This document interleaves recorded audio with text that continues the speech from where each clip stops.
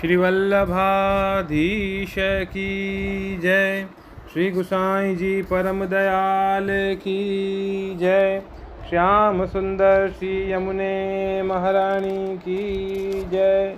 श्री गिरिराज धरण की जय।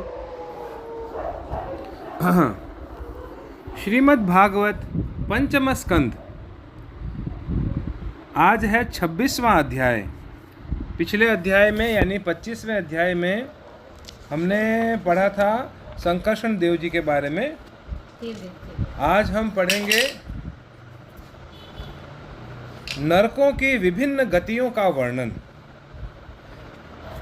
अतः षड्विंशोऽध्यायः।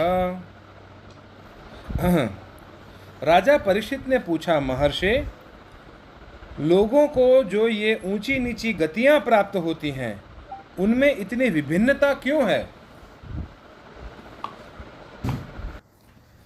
श्री सुखदेव जी ने कहा, राजन, कर्म करने वाले पुरुष सात्विक, राजस और तामस 3 प्रकार के होते हैं तथा उनकी श्रद्धाओं में भी भेद रहता है।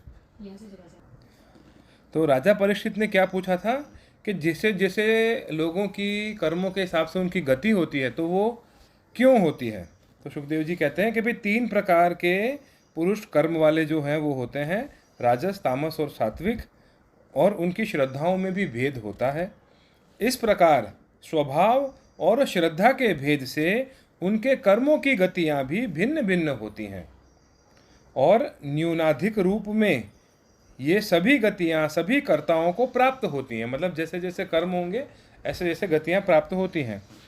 इसी प्रकार निषिद्ध कर्म रूप पाप करने वालों को भी उनकी श्रद्धा की असमानता के कारण समान फल नहीं मिलता। अतः अनादि अविद्या के वशीभूत होकर कामना पूर्वक किए हुए उन निषिद्ध कर्मों के परिणाम में जो हजारों तरह की नरक की गतियां होती हैं उनका विस्तार से वर्णन करेंगे। निषिद्ध कर्म मतलब जो काम हमें नहीं करने चाहिए वो अगर हम करते हैं तो।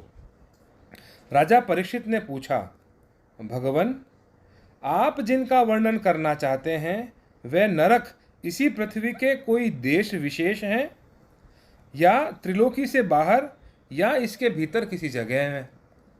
मतलब इस पृथ्वी में ये कहीं और है? श्री सुखदेव जी ने कहा, राजन, वे त्रिलोकी के भीतर ही हैं तथा दक्षिण की ओर पृथ्वी से नीचे जल के ऊपर स्थित हैं। इसी दिशा में अग्निष्पात आदि पितृगण रहते हैं। वे अत्यंत एकाग्रता पूर्वक अपने वंशधरों के लिए मंगल कामना किया करते हैं। उस नरक लोक में सूर्य के पुत्र पितृराज भगवान यम अपने सेवकों के सहित रहते हैं तथा भगवान की आज्ञा का उल्लंघन न करते हुए अपने दूतों द्वारा वहां लाए हुए मृत प्राणियों को उनके दुष्कर्मों के अनुसार पाप का फल या दंड देते हैं। परीक्षित, कोई कोई लोग नरकों की संख्या 21 बताते हैं। अब हम नाम, रूप और लक्षणों के अनुसार उनका क्रमशः वर्णन करेंगे। उनके नाम ये हैं। पहला है तामिस्त्र, फिर अंध तामिस्त्र, फिर रौरव, महारौरव, कुंभिपाक, कालसूत्र, आसिपत्रवन, सुकरमुख, अंधकूप, कृमिभोजन, संदंश, तप्तसुर्मी, वज्रकंटकशालमली, वैतरणी, पुयोद, प्राणरोध, विशसन, लालाभक्ष, सारमेयादन, अविची और अयहपान। इसके सिवा क्षारकर्दम, रक्षोगण भोजन, शूलप्रोत, दंदशूक, अवट निरोधन, पर्यावर्तन और सूचिमुख, ये 7 और मिलाकर कुल 28 नरक तरह तरह की यातनाओं को भोगने के स्थान हैं।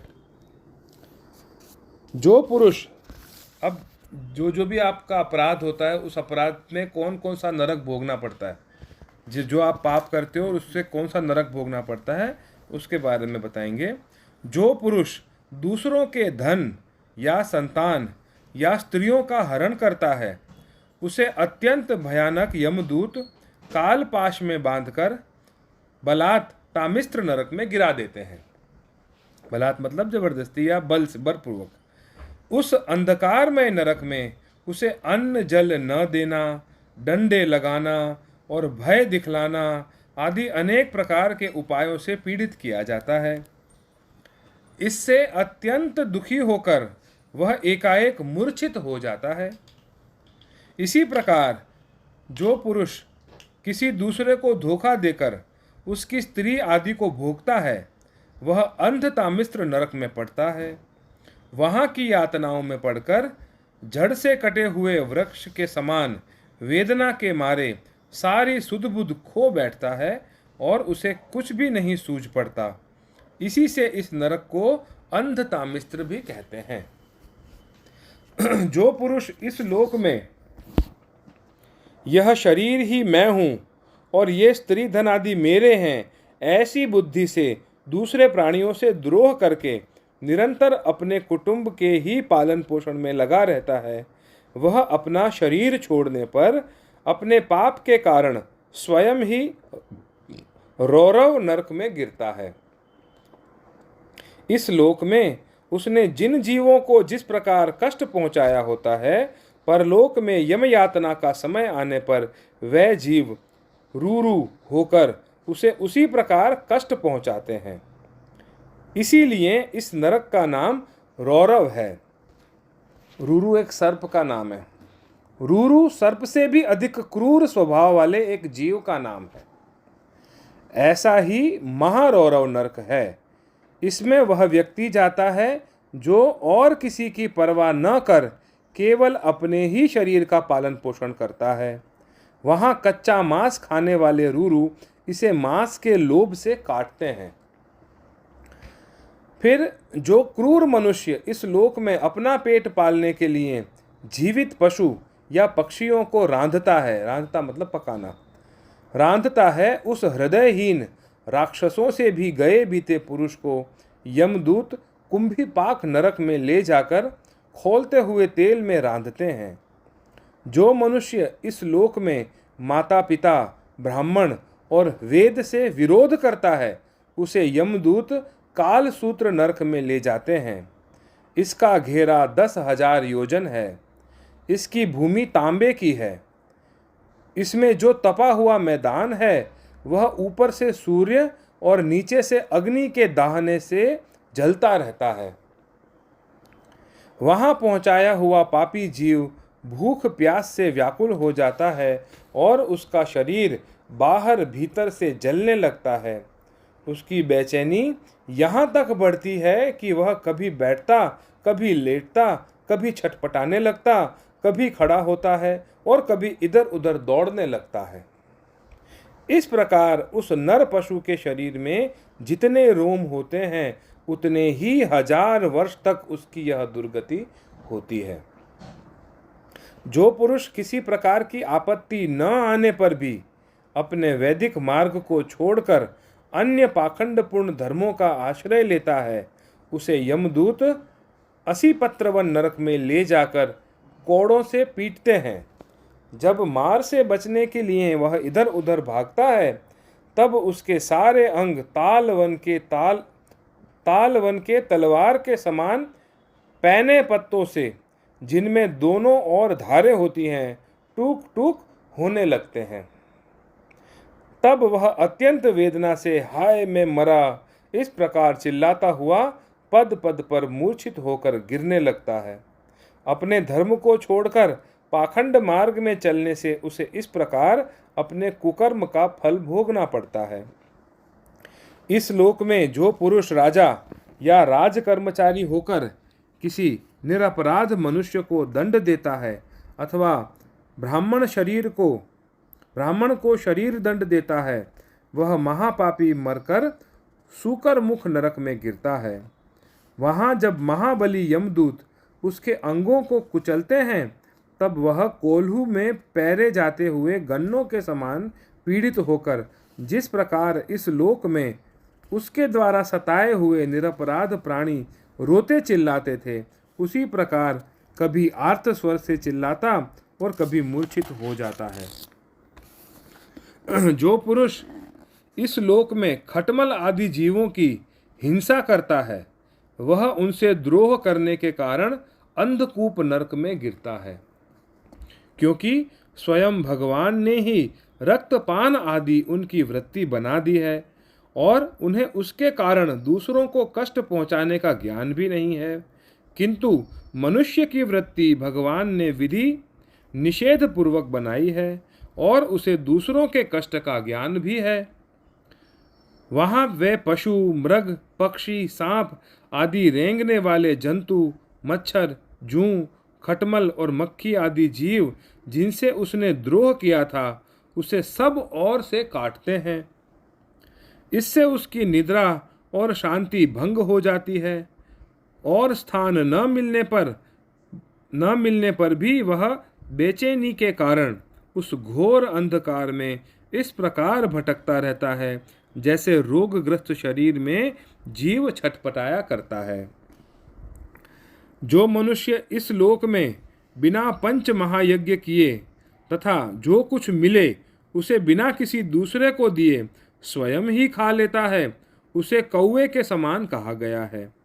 वह परलोक में कृमि भोजन नामक निकृष्ट नरक में गिरता है।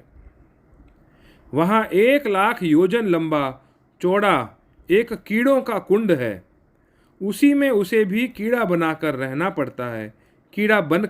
पड़ता है और जब तक अपने पापों का प्रायश्चित न करने वाले उस पापी के बिना दिए और बिना हवन किए खाने के दोष का अच्छी तरह शोधन नहीं हो जाता, तब तक वह उसी में पड़ा कष्ट भोगता रहता है।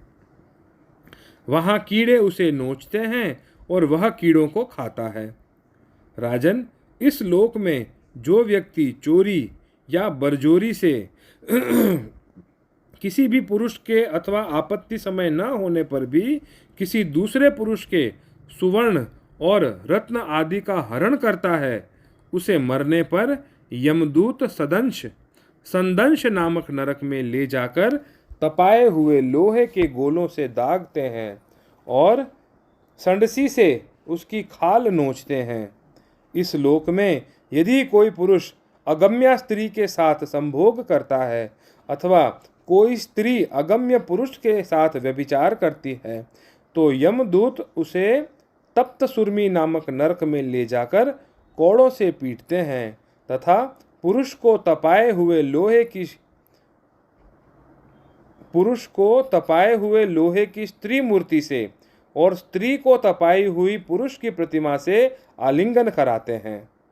जो पुरुष इस लोक में पशु आदि सभी के साथ व्यभिचार करता है, उसे मृत्यु के बाद यमदूत वज्रकंटक शाल्मली नरक में गिराते हैं और वज्र के समान कठोर कांटे वाले सेमर के वृक्ष पर चढ़ाकर फिर नीचे की ओर खींचते हैं।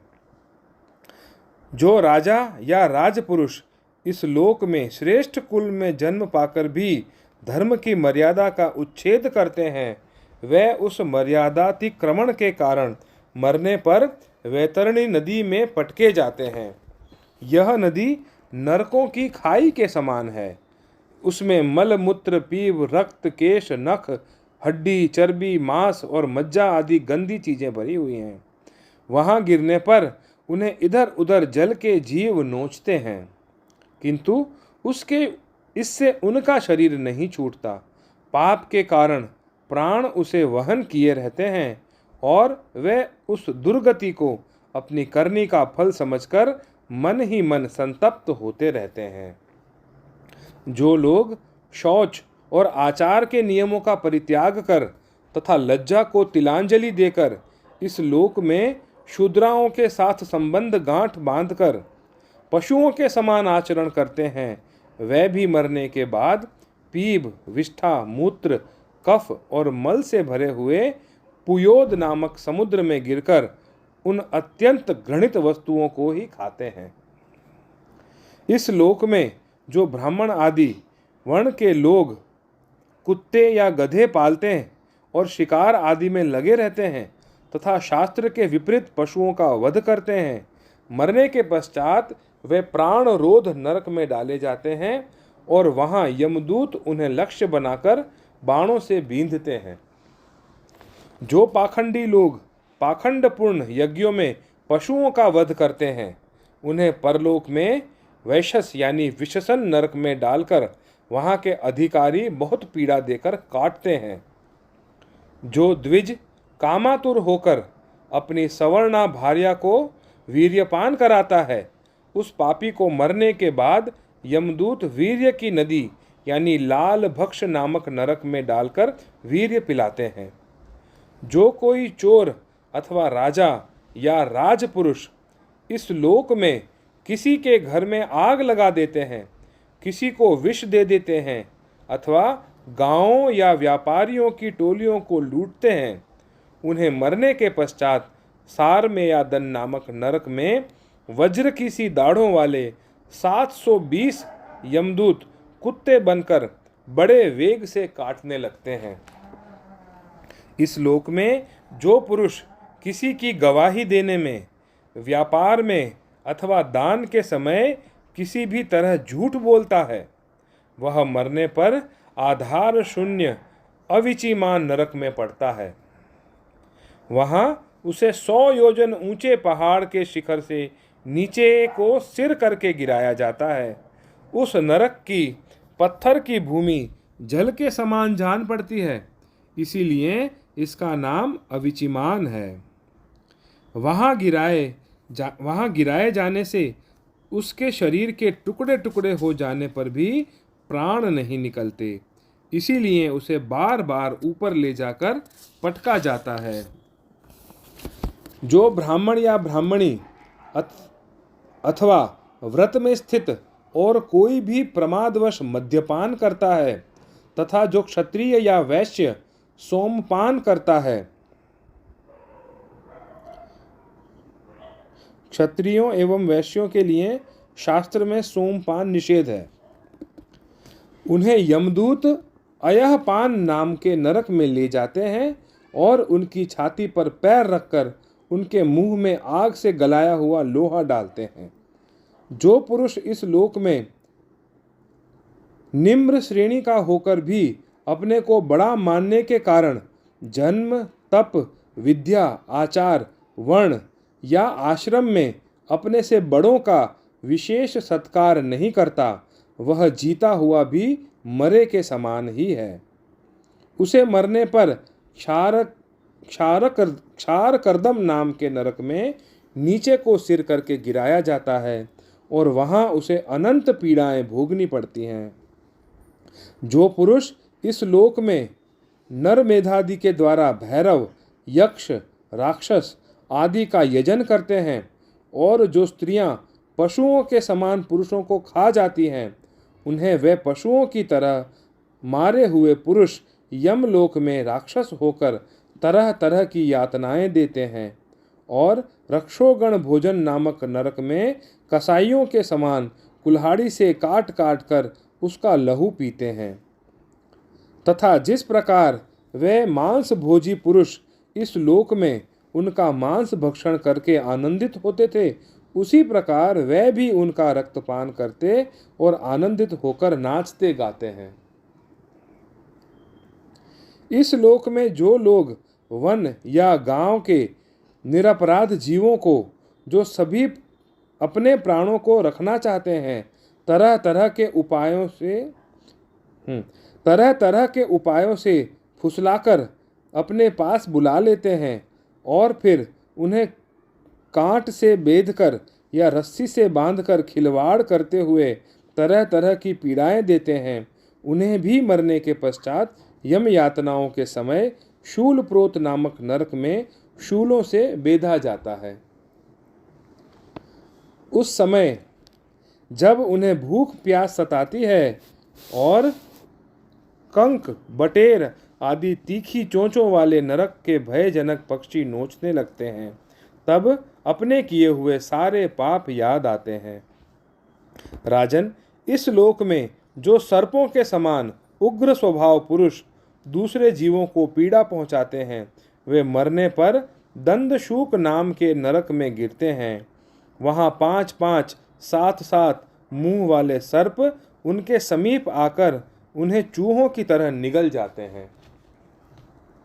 जो व्यक्ति यहाँ दूसरे प्राणियों को अंधेरी खत्तियों, कोठों या गुफाओं में डाल देते हैं, उन्हें परलोक में यमदूत वैसे ही स्थानों में डालकर विषैली आग के धुएं में घोंटते हैं। इसीलिए इस नरक को अवट निरोधन कहते हैं।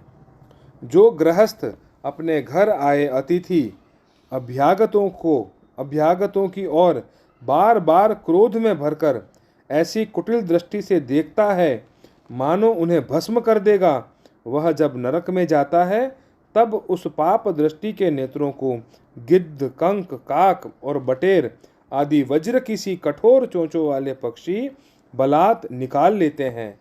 इस नरक को पर्यावर्तन कहते हैं। इस लोक में जो व्यक्ति अपने को बड़ा धनवान समझकर अभिमानवश सबको टेढ़ी नजर से देखता है और सभी पर संदेह रखता है,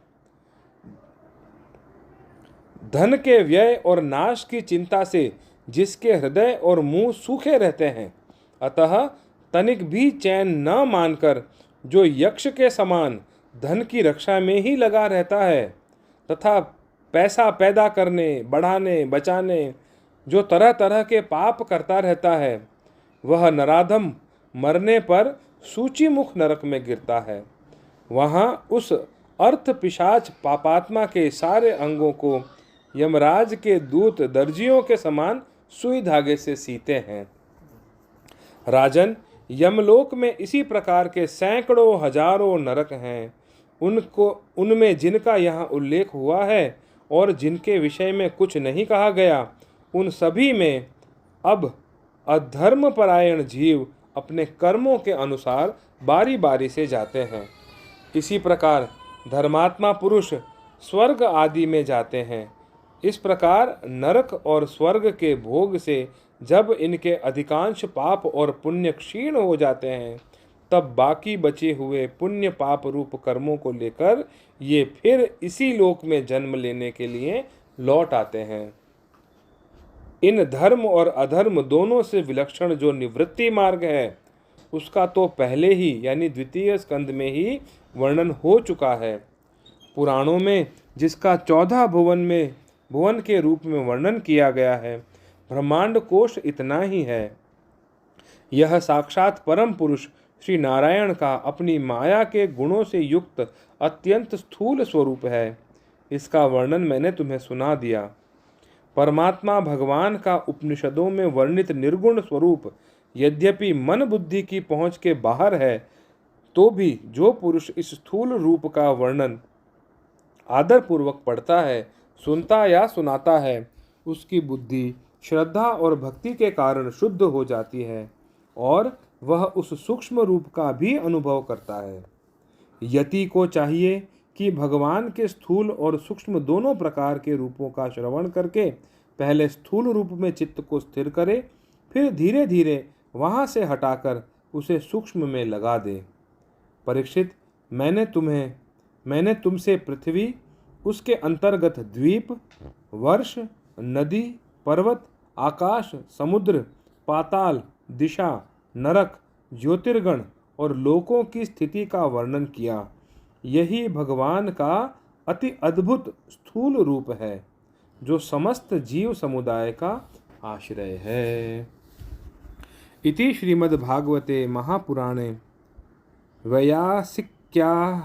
वैयासिक्यामष्टादशसहस्रायां पारमहंस्यां संहितायां पंचमस्कन्धे नरकानुवर्णनम नाम षड्विंशोऽध्यायः। इति पंचमः स्कंधः समाप्तः। आज 5वां स्कंध समाप्त हो जाता है। अगला स्कंध है 6ठा स्कंध, और 6ठे स्कंध में के पहले अध्याय में हम शुरू करेंगे राजा अजामिलोपाख्यान का प्रारंभ। श्री वल्लभाधीश की जय। श्री गुसाई जी परम दयाल की जय। श्याम सुंदर श्री यमुने महारानी की